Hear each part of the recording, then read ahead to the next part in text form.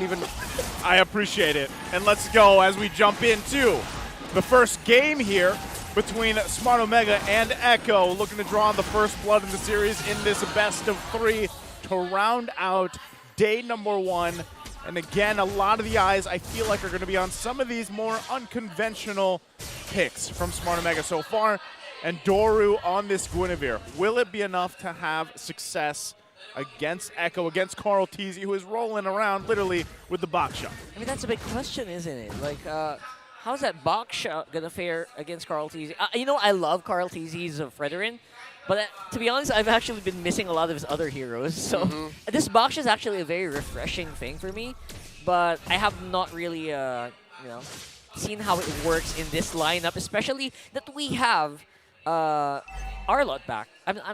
I haven't seen Arlott in such a while. Yeah, we all missed him. And we haven't actually seen him interact well with the box shot. We missed him. The last time we were here in Shooting Gallery for season 11, it was all the rage. What was that little interaction? And Dory actually used the retribution.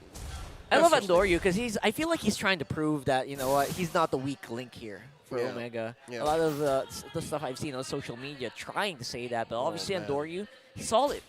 I feel like, even with that, like Guinevere in the jungle, it's one of those heroes that the way that it's played and whatnot, it's a little bit of a risk. It is a risk in a way that if you don't actually land the knockups and the violent requiems you're looking for, then, really what do you do as a jungler, right, for your team? True. So it could work actually really well with the fact that we are seeing this Arlott, and maybe you could just rely on following up the final slashes and moving from there, or Chaknu. That's going to be up to the execution factor, but you can already see Echo getting in position here. They might just take it. Yep, Turtle already taken here by Echo, and then they're going to turn. Omega gets the jump onto that little bush, and Chaknu calls it off. Close call, but yep, after the 2-minute mark, Echo gets a big dub.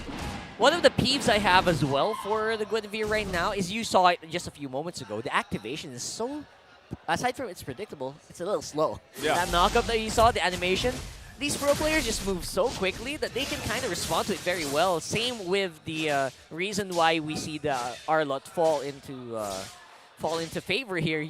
The animation for the final slash just kind of can be dodged now. Especially with that nerf on his ult where you actually see it, right? There's a marker. Y'all see that? Guinevere's actually rocking a tank emblem. Yeah. Again, I think part of that is... Whoa. Okay, well, that's taken. So, again, you were talking about earlier, right? Even with the emblem here, I think part of the idea is Andoryu either jumps in. If he doesn't land what he needs to. All right, this can't go unaddressed. Carl Teasy just commits. And if they can, again, recover from this, what are we looking at? About 500, 600 gold lead? Then, yeah, we're looking at Omega timers, definitely. I feel like if they get to a point where, you're scary and Echo makes a mistake and you re-engage, man, they're scary. Oh. Here we go, RWM plus the Heart Guard, answering back, Sanji's still alive. Wow. The Eve is still swiping off, and there's the puppet on the strings. Chaknu putting Carl Teasy in harm's way, and the Tortoise Boy shot's gonna be enough to save the young goat. No one dies, no one falls, under 4 minutes. So, even when things fall into place for Smart Omega, they're not able to capitalize on it, unfortunately, because they just don't have enough firepower right now. And, we can take a quick look at the items here, Rockhart. How's it looking at this portion of the game? Yeah, not quite there yet, I think is the the way to put it. Not quite there, but we can, as you can see, Omega are very much capable of taking kills. And it's just that maybe a matter of just one item, maybe, right? And that's what happens when you get even the slightest bit of gold here in the most competitive region of MLBB in the Philippines. I concur. Now, second turtle up. Echo scored the first one. They're going to go 2 for 2 here. Yep. Carl Teasy with the help of Benny, Cutie, and he went to JP the purple buff scores. again. Yeah, is he going to get it? Yeah, because he didn't has retry. He didn't use his retry. Yep. So this might be Grand Theft Purple again. And Doru gonna try. Oh, I think he got it. Oh, you see that? No. Oh. I love that emote. I'm gonna get that. Oh, Is that still available? We should. Don't forget to grab your emotes. No. But yeah, I think we saw there a prime example of don't let the pro, don't let the veteran, use his status against you. That's exactly what Andoryu should keep in mind. Reminds me of the Kembe Matombo from the NBA. No. No. Well, again, I feel like that's been kind of what's happening here in this early portion of the game, from Echo. A lot of times, and this is what you see Omega trying to do. Oh, here we go! Forcing out the hard guard, everything but a kitchen sink thrown out to kill Sanji, but he still lives! No, no, no! That's a perfect emote for that moment. And that's the perks you get with an Angela. How? Oh no! The Filipino Savage may be going down here, forcing out a flicker, and here we go, they turn! Sanford very low, using the sprint, I'm out of here! And now JP still wailing away. Sanji puts up the RWM! Where you going, Chap Mamba? He draws first blood, and the fight continues. Etomax flickers out, Carl Tizzy goes in, finds his targets, and Doryu here sandwiched between Carl Tizzy and the rest of Echo. Ryota responds. And this is a fight going on for way too long. Violet Requiem finds Sanji. And Doryu doesn't have enough firepower. Off map. There's a push by Benny. Yeah, I think Omega played that just about as well as you could in surviving with minimal casualties. Look at this! Oh no, the re-engage! Great! Gets knocked up. Can he survive? The answer is no. Ryota slays him. That's what you were talking about, right? Right there. Yeah, the re-engage, it's brutal. That's right. It's take a while. Yeah, it's brutal, but also at the same time, it's like Echo spent a lot of time down there. You know what I mean? Like, they were there for a while. They might go ahead, look for this third turtle of the game. I'm wondering if Smart Omega wants to contest it at all. I mean, for the most part, they're still actually working up. There was about 1,000 gold lead, and they've kind of narrowed it down. So Kelra's picking up a Berserker's Fury, so he should have the 2 items now, the Haas-Claws and the Berserker's Fury. So he is actually kind of where he needs to be on this Bruno to provide some of that advantage they need. But Turtle's already taken. Chaknu might look for something. Not going to be able to find it. Might have to back off. He's been trying, man. He's failed 2 or 3 big attempts on Sanji? Yeah. And still the young genius from mid walks away like it's nothing. Oh, perfect steal on the RWM too. That's going to be held in for sure. Ready to for the max fight. duration. Now, you know what? With all the turtles that Omega has conceded, I'm actually surprised it's only at 1K.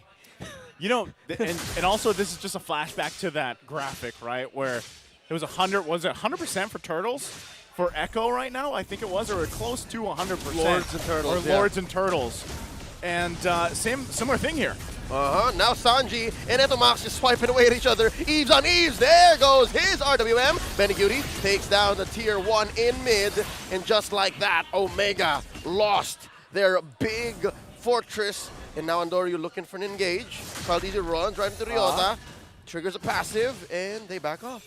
For Omega, it's all about critical mass. When are you going to hit your critical mass? Now, estimations with some really rough maths from my brain, I would say around maybe 12 to 14 minutes, you can expect the Bruno to maybe start making the mark, making the dent there.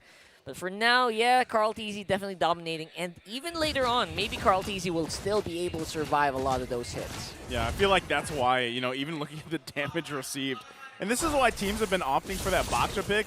Not only do you have quite a bit of tankiness, of course his passive, but you can literally move across the map in a matter of just seconds. Carl Tizzy right now, he's like a honey badger, man. He doesn't even care. He doesn't even care. Oh, yeah, you know it. Going back to week 1. Basically saying in Filipino, IDC. As Midnight put it. Doesn't even care. That's putting it lightly. He said it with a lot of contempt, by the way. Whoa!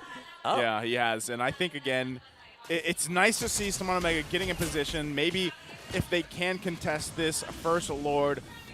It's only 2K gold, right? And that's not anything drastic or anything like that. But still, relatively, you have to be able to pull this off.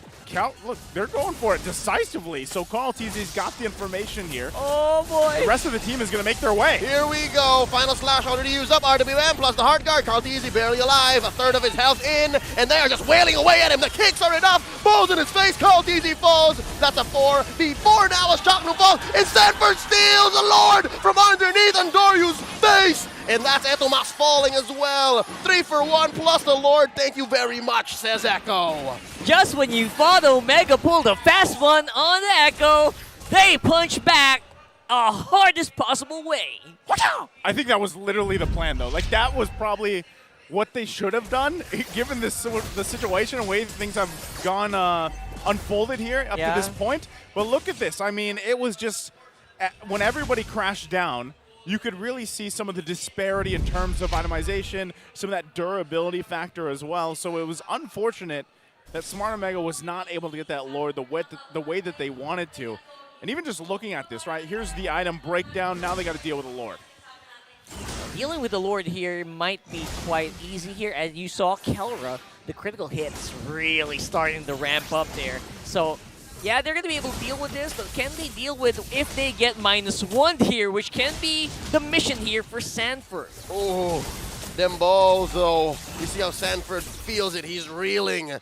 And just like that, Echo just changes their mind. They're like, you know what, just back to business. As usual, we're happy to take down all the outer turrets. Yeah, I think that's safest, right? They're happy with the tier 2s being taken down, some of the shields popping as well.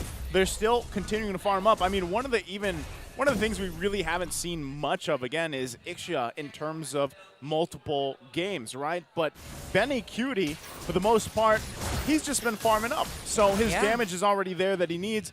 And so what I feel like Smart Omega is kind of struggling with is once they even get an initiation, do they have enough follow-up damage? Right now, even level disparity is something to consider here. And as we see the fact that not many teams like to take the Angela, but when it is locked in and played to perfection like JP's doing right now, it's kind of hard to deal with some of that shielding, some of that sustainability. So you obviously need to play around that, counter that the best you can. This is great, though. Keep putting your resources into Kelra. He hasn't died yet. He's getting the items he needs because we all have seen this before, where a stacked Bruno can turn the tide of a lot of these skirmishes and a lot of these team fights. Yeah, you mentioned that earlier as well, man. Just keep stacking those, because if you're talking about damage, I mean, Echo's got that in spades with the Ixia. Honestly, I've been waiting for more pro teams to start playing the Ixia, because I want to see how it fares. It's one of the most lethal glass cannons in the game. If you're surrounded by really strong teammates who can front for you and who can set up for you, you're seeing the results right now. He's not getting the last hits, but Benny Cutie, I'm pretty sure his damage dealt will be through the roof later on. Yeah, with that last big Lord fight, it's clear that his full barrage was definitely full. That was 100%. Like, everything was getting hit. Like, he was capping at the max 7 targets, right? Yeah. So that's all 5 members of Omega plus the Lord. So it makes sense. I wonder if they can set that up one more time, especially now that the Luminous Lord has spawned 13 minutes in. But Kelra is definitely not a slouch here. He is the biggest threat, and Echo knows it, but it's also very hard for Echo to actually reach him right now. Well, again, I think that's what they have to do and why Kelra's positioning is so important here.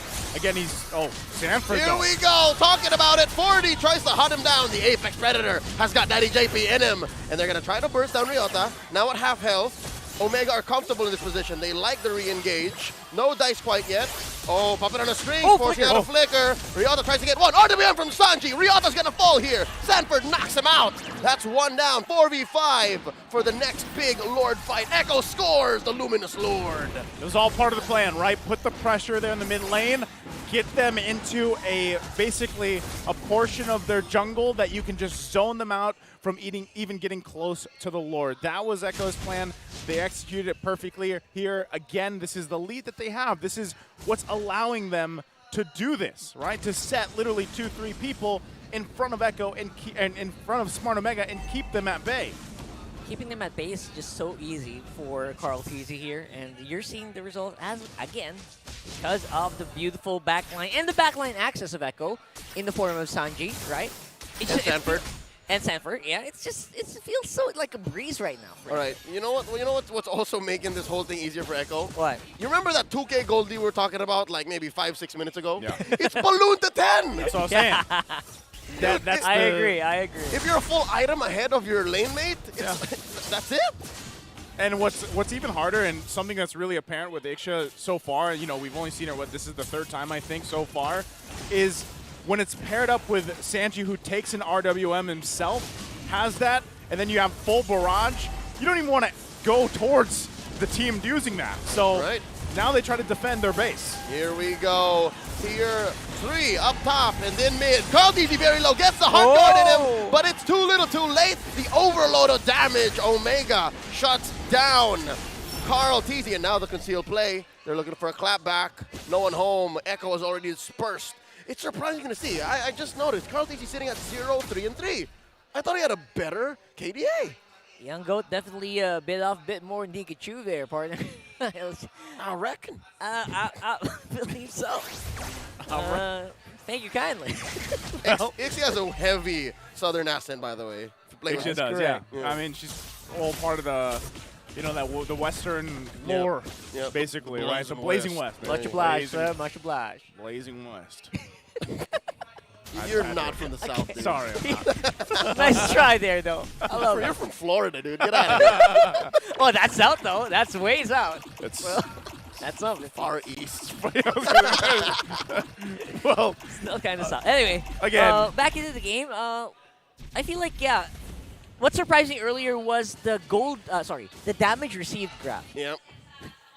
Benny Cutie, he received just about 3,000 damage, just like a few skills. He hasn't been touched. He has not basically. been, literally has not been touched. That's some minions. I was going to say, doesn't minions. that account to the minions? So he's probably Yes, taking sir. a couple whacks there. Carl DZ coming in from the east, and now Daddy JP in him with the hard guard, looking for some Sanford. targets. Sanford! Andoryu getting out of here. Sanford with a body hunter approach. Oh! And there's a final slash. He is down. Wow. Benny Cutie with a full barrage. RWM keeping them where they need to be. At them up very low. Down goes Chaknu. Sanji traded out for, though. Currently, it's a 1-for-3. Give Benny 2 kills. Carl DZ gets his vengeance. And with that, it looks like Echo is going to go for the throat here. They're going to penetrate in mid. It's a 4v2 defense. Can the Barangay hold on? Andoryu with a knockup, the full combo. But there's just 2 of them. There's not enough damage. Final slash coming in. And another hard guard. Andoryu very low. Benny Cutie gets him down. That's it. The wipeout. Echo are in your base. And they're going to be taking game 1. The Echo Express coming through in game